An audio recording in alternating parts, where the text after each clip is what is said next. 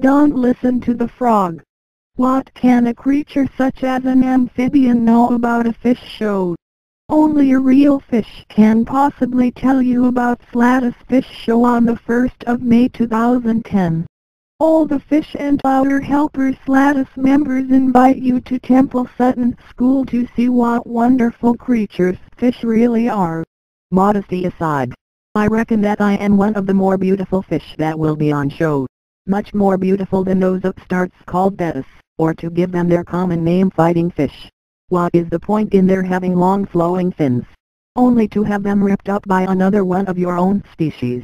Then we have those gaudy little upstarts from the Amazon basin, the neons and cardinals. I can't abide such gaudy flashy individuals. They all think they are better than me. We have been around for at least several hundred years, whilst they only arrived in the aquarium in the last century. There will probably be angelfish on show. They are toffee-nosed types. They think they are superior to us goldfish. Look at the way they hold their fins erect in such a haughty way. They will even hit us on the side, if we get too close to their precious eggs or babies. What about the swordtails? They can't even grow a proper tail fin. They only have half a proper tail. Look at all the garish colors they come in, nothing like the proper color of a fish gold. We goldfish stick it out even when the aquarium gets foul. The swordtail simply jumps out and dies on the floor. There will probably be some tiger barbs. These are often nasty to us goldfish. They seem to delight in nipping at the ends of our fins, until they are red raw. What's the point of having tank mates that delight in inflicting pain just because those owners? I think they call themselves aquarists. Like their pretty patterns. There will probably also be some rainbow fishes in the show. I can't say I like these fish. They have got such a broad Australian accent that I can't understand what they are on about half the time. And those from New Guinea talk wata to me is a load of gibberish. The catfishes really get my goat. They are always rooting about on the bottom in the gravel looking for food. The gravel is my area for searching for missed food. Some of the catfishes are too large for my liking. One of my relatives was nearly swallowed by a large catfish. If it wasn't for the aquarist pulling him out of the brute's mouth, he would have been a gunner. Then there are the catfish that are armored like the plecostomus. They simply barge their way around and heaven help any other fish that gets in the way. Most of the time they just hang about doing absolutely nothing. But if they are disturbed, they rush around like mad things, smashing the plants and crashing into any self-respective goldfish. Then there are the guppies. We can't let our fry see them. The males have one-track minds. Sex is all they think about. Guppies are the pedophiles of the fish world. As soon as a young female guppy is 6 or 8 weeks old, the males regard them as their game. I think all guppies should be given drugs to calm them down. Loaches make my flesh creep. So many of them remind me of snakes. My great-grandfather was eaten by a grass snake a few years ago. The family was living in a garden pond at the time. Plenty of space and many tasty creatures to eat. But the downside was snakes like to visit our pond for a quick snack of goldfish. Another of my dislikes are the danias. Particularly those with go faster striaes on their sides. As if they needed the stripes. Particularly zebra danias never seem to stay still for a moment. They do my head in with all that rushing about. Why can't they become like us goldfish? Another group of fishes that you might see at the Slatus Fish Show are the labyrinths. These are mainly the gourmis, which are usually reasonable to get along with once you get used to their habit of touching everything including me with their feeler-like fins. But one of this group is a terror, the paradise fish.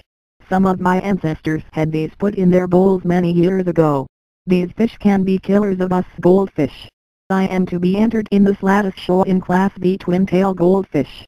This includes as well as beauties such as me goldfish with growths on their heads such as bramble heads or lion heads, fish with dorsal fins missing, and several types that have round egg-shaped bodies that make them look obese. A little improvement is one thing, but aquarists have probably gone a bit too far in improving our shapes and fins over the years. Class U is for the common goldfish.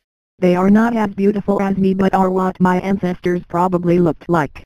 In fact, we all owe our existence to Chinese people many generations ago who sorted out slightly gold-colored fish from amongst the brown-colored wild carp-like fish in their streams.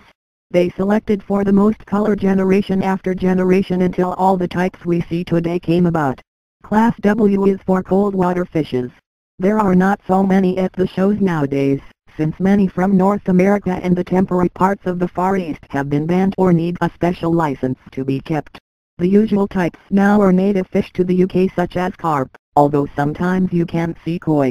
Usually koi have their own special shows, where competition is keen. The Slatus Open Show will be judged to FBAS rules which are designed to ensure that the fishes are shown to their best advantage.